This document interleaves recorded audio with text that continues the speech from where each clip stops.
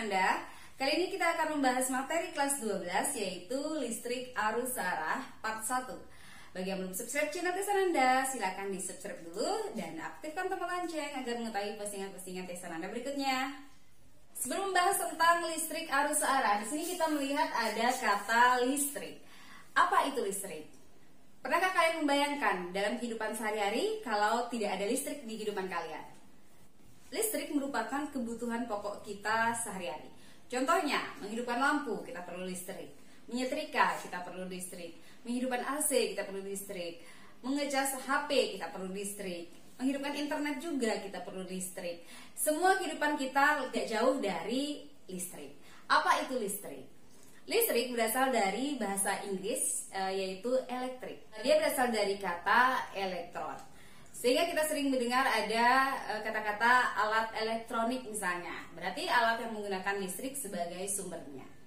Listrik bisa dibagi menjadi dua, yaitu listrik statis dan listrik dinamis. Statis itu artinya diam, dinamis itu artinya bergerak. Sehingga listrik statis itu bisa diartikan adalah listrik yang tidak bergerak atau diam. Atau bisa juga dikatakan sebagai elektron yang diam. Sedangkan listrik dinamis, jadi dinamis itu bergerak, berarti listrik dinamis adalah listrik yang bergerak atau mengalir. Atau bisa juga diartikan bahwa elektron yang bergerak atau mengalir. Listrik dinamis dibagi lagi menjadi dua, yaitu dikenal dengan istilah AC dan DC. AC itu adalah alternating current dan DC itu adalah direct current. Alternating current itu sering kalian sebut dengan istilah listrik arus bolak-balik karena arah arusnya itu bolak-balik, jadi dua arah. Sedangkan DC atau direct current itu sering dikenal dengan istilah listrik arus searah. Listrik ini yang akan kita bahas di pertemuan kali ini. Jadi listrik arus searah disebut dengan searah karena arah arusnya itu searah, satu arah saja. Nah, untuk listrik statis ini akan kita bahas pada bab-bab berikutnya. Jadi pada pertemuan di video kali ini kita akan membahas tentang listrik dinamis pada bagian DC, arus searah. Untuk bagian AC ini akan ada juga pada bab berikutnya. Apa itu listrik arus searah? Listrik arus searah atau kita sebut dengan direct current atau DC itu adalah aliran elektron dari suatu titik yang potensialnya tinggi ke potensialnya rendah. Dahulunya arus listrik searah ini dianggap merupakan arus positif, jadi dia mengalir dari yang ujungnya positif ke yang ujungnya negatif. Tetapi penemuan baru menemukan bahwa arus listrik searah itu adalah arus negatif, yaitu elektron yang mengalir dari kutub negatif ke kutub positif. Jadi arus listrik searah disebabkan karena adanya aliran elektron yang mengalir dari kutub negatif ke kutub positif.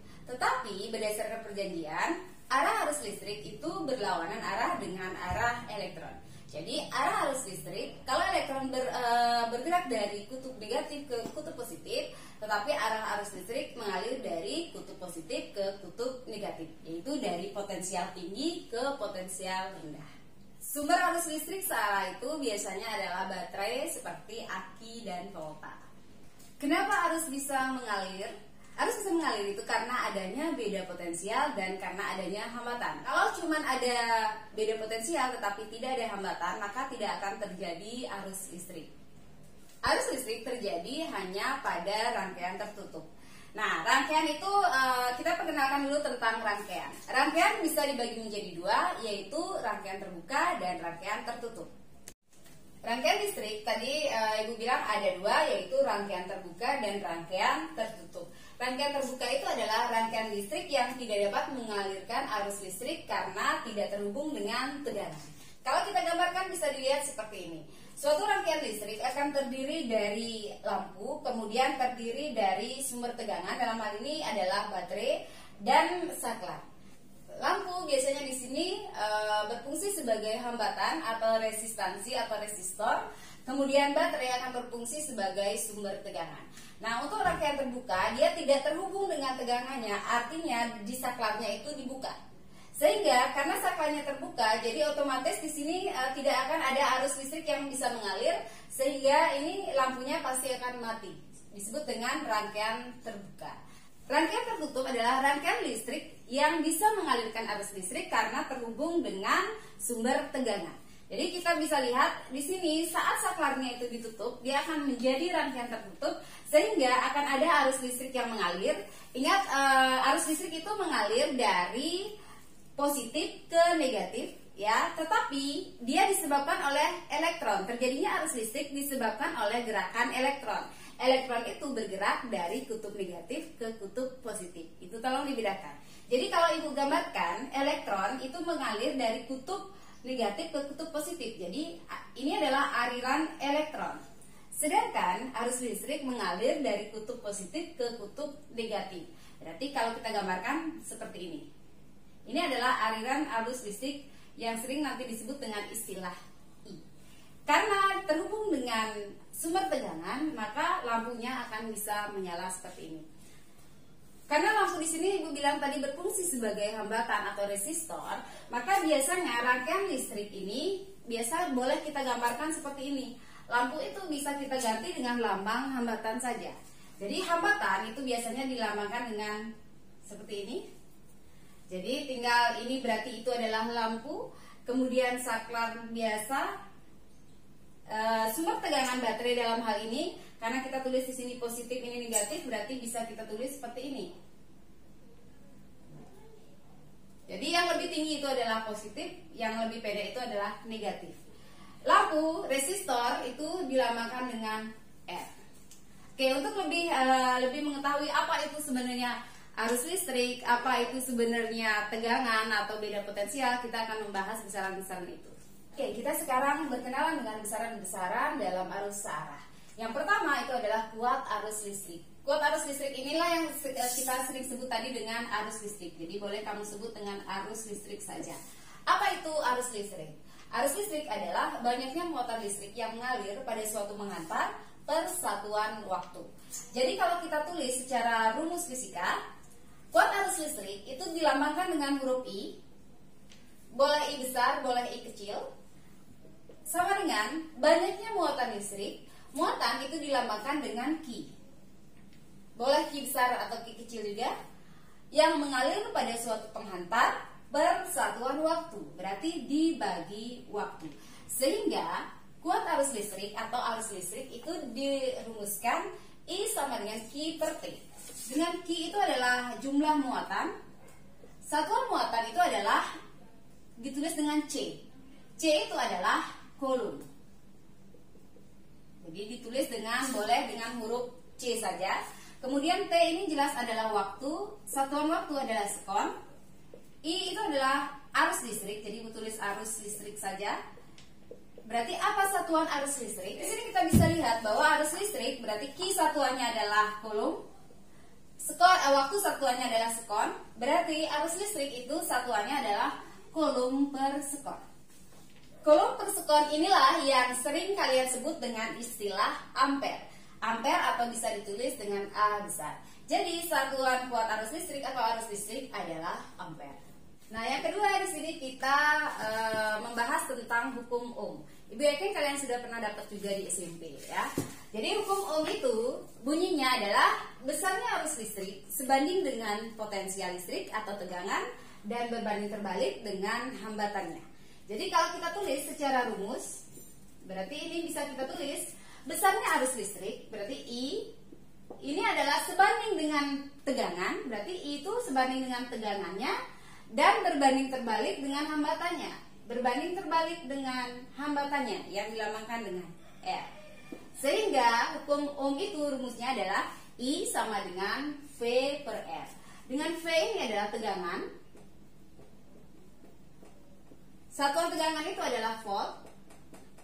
Kemudian R ini adalah hambatan. Hambatan satuannya itu adalah Ohm. Sesuai dengan nama penemunya yaitu George Simon Ohm. Jadi untuk menghormati penemunya ditulislah satuan dari hambatan itu adalah Ohm. Ohm ini sering dilambangkan nanti dengan huruf ini. Ini kalian baca dengan Ohm. Kemudian I, seperti yang tadi, I adalah arus listrik. Satuan arus listrik itu adalah ampere. Oke, dari rumus ini I sama dengan V per R, kita masih bisa menguraikan. Berarti V sama dengan, kalau kita mencari V nya berarti I dikali R. Jadi untuk lebih gampang menghafal, kamu tulis saja V atau tegangan itu adalah insinyur IR. Lebih gampang untuk mengingat. Atau kalau tidak mau mengingat bahwa V itu adalah insinyur, kamu juga boleh buat segitiga seperti ini untuk menghafal. Jadi V paling atas tentunya I dan R. V sama dengan I dikali R, I sama dengan V dibagi R, R sama dengan V dibagi I. Nomor 3, kita akan membahas tentang hambatan listrik yang dilambangkan tadi dengan R. Hambatan listrik itu sebanding dengan panjang penghantar dan berbanding terbalik dengan luas penampang. Jadi kalau kita tulis secara rumus, hambatan listrik atau R tadi katanya sebanding dengan panjang penghantar. Panjang penghantar itu dilambangkan dengan R. Kemudian katanya hambatannya juga berbanding terbalik, berarti berbanding terbalik dengan luas penampang. Luas itu dilambangkan dengan A. Untuk menjadikan tanda sebanding ini menjadi suatu persamaan, maka harus ada suatu konstanta. Sehingga dari sini maka dilahirkanlah rumus bahwa R sama dengan Rho dikali L per A. Dengan Rho ini adalah hambat jenis atau sering disebut dengan resistivitas, L itu adalah panjang penghantar dan A itu adalah luas penampang. Atau ibu tulis saja. Dengan L itu adalah panjang penghantar satuan meter, A itu adalah luas penampang satuan meter persegi, Rho itu tadi adalah hambatan jenis atau resistivitas satuannya ohm meter, kemudian R itu adalah hambatan satuannya adalah ohm. Hambat jenis bergantung pada kenaikan suhu. Semakin tinggi suhu, maka hambat jenisnya juga semakin besar. Kalau kita rumuskan bahwa delta Rho itu sama dengan, ini hampir mirip dengan rumus pada pemuaian yang kita pelajari di kelas 10 ya. Delta Rho sama dengan alfa dikali Rho awal atau Rho 0 dikali delta T. Jadi semakin besar kenaikan suhu, maka hambat jenisnya juga semakin besar.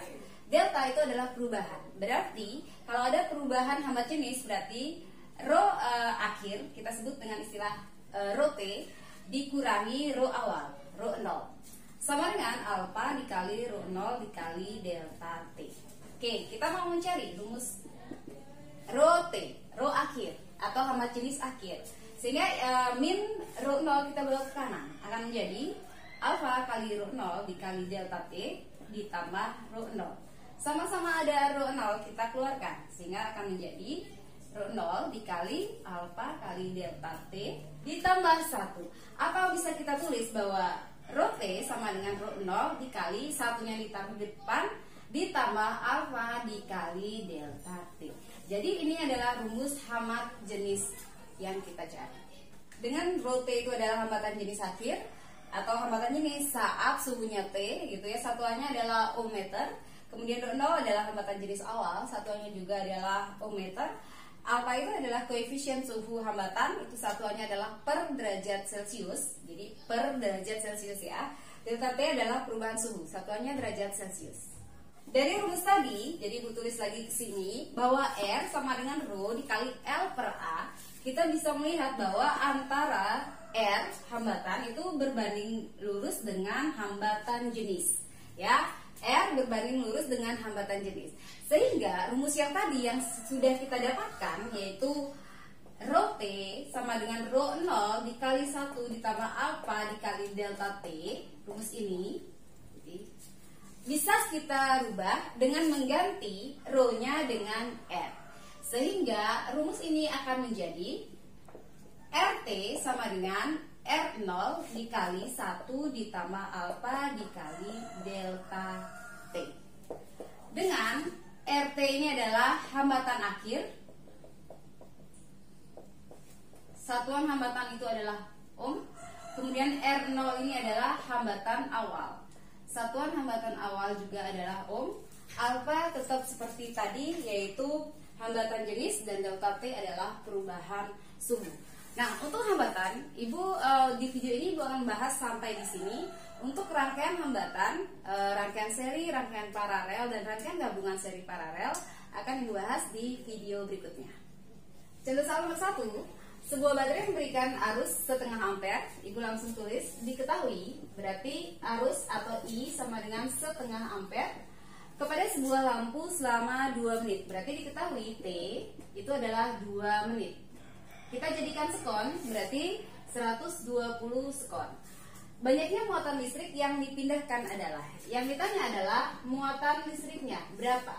Berarti Q sama dengan, oke, kita langsung menuju ke rumus I sama dengan Q per T. Nah, dari sini kita akan mendapatkan rumus bahwa Q sama dengan I dikali T. Ini sederhana sekali ya. Berarti Q sama dengan I-nya itu adalah setengah, T-nya adalah 120. Berarti Q akan menjadi sama dengan 60 coulomb. Soal nomor 2, pada sebuah rangkaian listrik terjadi arus listrik 0,2 ampere. Ini tulis langsung diketahui. Berarti arus listrik I sama dengan 0,2 ampere selama 60 sekon. Berarti diketahui T sama dengan 60 sekon. Jumlah elektron yang mengalir selama waktu tersebut adalah, yang ditanya adalah jumlah elektron, N elektron. Tapi di sini diketahui nilai Q elektron, muatan elektron itu adalah 1,6 kali 10 pangkat min 19 coulomb. Q elektron ini adalah tetapan. Yang ditanya berarti tadi adalah jumlahnya elektron, N elektronnya berapa. Muatan listrik atau Q itu adalah banyaknya elektron dikali muatan elektron. Jadi muatan listrik yang mengalir itu adalah banyaknya elektron dikali besarnya muatan elektron. Muatan elektron di sini sudah kita ketahui. N elektron yang ditanya, berarti di sini bisa kita turunkan N elektron sama dengan Q dibagi Q elektron. Berarti di sini yang belum kita tahu nilainya adalah nilai Q. Berapakah nilai Q? Kita cari dari clue yang diketahui. Yang diketahui adalah I dan T. Berarti seperti tadi, berarti Q langsung bisa kita cari dengan rumus I dikali T. Berarti Q sama dengan 0,2 dikali 60. Berarti sama dengan 12 coulomb. Setelah kalian mendapatkan nilai Q, berarti nilai N elektron jelaslah sudah kalian dapatkan. Sehingga sama dengan Q-nya tadi adalah 12, Q elektronnya itu adalah 1,6 kali 10 pangkat min 19. Berarti jumlah elektron sama dengan 12 dibagi 1,6 adalah 7,5. Berarti 10 pangkat 19 min 19 kita bawa naik menjadi 10 pangkat 19. Jadi nilai jumlah elektronnya adalah 7,5 kali 10 pangkat 19 elektron. Contoh soal nomor 3, seutas kawat besi panjangnya 20 meter. Langsung ditulis, diketahui, berarti panjang L sama dengan 20 meter. Dan luas nampaknya 1 mm persegi, berarti diketahui A sama dengan 1 mm persegi. Kita jadikan langsung meter persegi, berarti dari milimeter persegi ke meter persegi tinggal kita kali 10 pangkat min 6 meter persegi. Setiap naik dibagi 100. Oke. Serta mempunyai hambatan jenis 10 pangkat min 7 ohm meter. Berarti di sini diketahui ρ sama dengan 10 pangkat min 7 ohm meter. Apabila beda potensial antara kedua ujung penghantar 80 volt, berarti diketahui V sama dengan 80 volt. Berapakah kuat arus listrik yang mengalir pada rangkaian tersebut? Berarti yang ditanya adalah I-nya berapa. Kita menggunakan jelas hukum Ohm di sini. I sama dengan V per R. V sudah ada diketahui, R yang belum ada. Kita cari dulu R. Berarti kita menggunakan rumus R sama dengan ρ dikali L per A. R sama dengan ρ itu 10 pangkat min 7 dikali 20 dibagi 10 pangkat min 6. Berarti R sama dengan ini akan menjadi 10 pangkat min 1 dikali 20, atau bisa ditulis dengan 2 ohm. Setelah kita menemukan R-nya 2 ohm, kita bawa ke persamaan utama. Berarti I sama dengan V 80 per R-nya itu adalah 2. Berarti jawabannya adalah 40 ampere. Contoh soal nomor 4. Pada suhu 1200 derajat Celcius, filamen tungsten memiliki hambatan 180 ohm. Berapakah hambatan tungsten pada suhu 20 derajat Celcius? Jika diketahui alfa tungstennya itu adalah 4,5 kali 10 pangkat min 3 per derajat Celcius. Oke, kita lihat Suhu 20 derajat Celcius ini adalah suhu awal. 1200 derajat Celcius ini adalah jelas adalah suhu akhir. Sehingga kalau kita tulis diketahui, berarti T0-nya adalah 20 derajat Celcius. T akhir kita tulis dengan TT itu adalah 1200 derajat Celcius. Pada saat 1200 dia memiliki hambatan 180 ohm. Berarti hambatannya ini adalah hambatan akhir. Berarti kita tulis dengan RT 180 ohm. Ketahui sekarang alfanya itu adalah 4,5 kali 10 pangkat min 3 per derajat Celcius. 4,5 kali 10 pangkat min 3 sama artinya dengan 4,5 dibagi 1000. Sehingga bisa kita tulis dengan 0,0045 per derajat Celcius. Yang ditanya itu adalah hambatan tungsten pada saat suhu awal. Berarti yang ditanya adalah R0-nya berapa? RT sama dengan R0 dikali 1 ditambah alfa dikali delta T. Delta T adalah perubahan suhu. Suhu awal 20, suhu akhir 1200, berarti berapa delta T-nya? Delta T jelas adalah 1200 dikurangi 20. Berarti delta T sama dengan 1180 derajat Celcius. Karena yang ditanya adalah R0, kita cari saja langsung formula rumus dari R0. Berarti R0 adalah RT, ini dibawa ke kiri akan menjadi bagi 1 ditambah alfa dikali delta T. R0 sama dengan, kita masukkan, RT-nya adalah 180 dibagi 1 ditambah alfanya adalah 0,0045 dikali delta T-nya itu adalah 1180. Ini perkalian dulu. Berarti R0 sama dengan 180 dibagi 1 ditambah 5,31. R0 sama dengan 180 dibagi, berarti ini dijumlahkan 6,31. Berarti R0 adalah 28,531-nya ohm. Demikianlah materi kita hari ini, semoga bermanfaat. Dan kalau dirasa bermanfaat, silakan di like dan di share. Dan jangan lupa aktifkan tombol lonceng agar mengetahui postingan-postingan tes berikutnya. Dadah!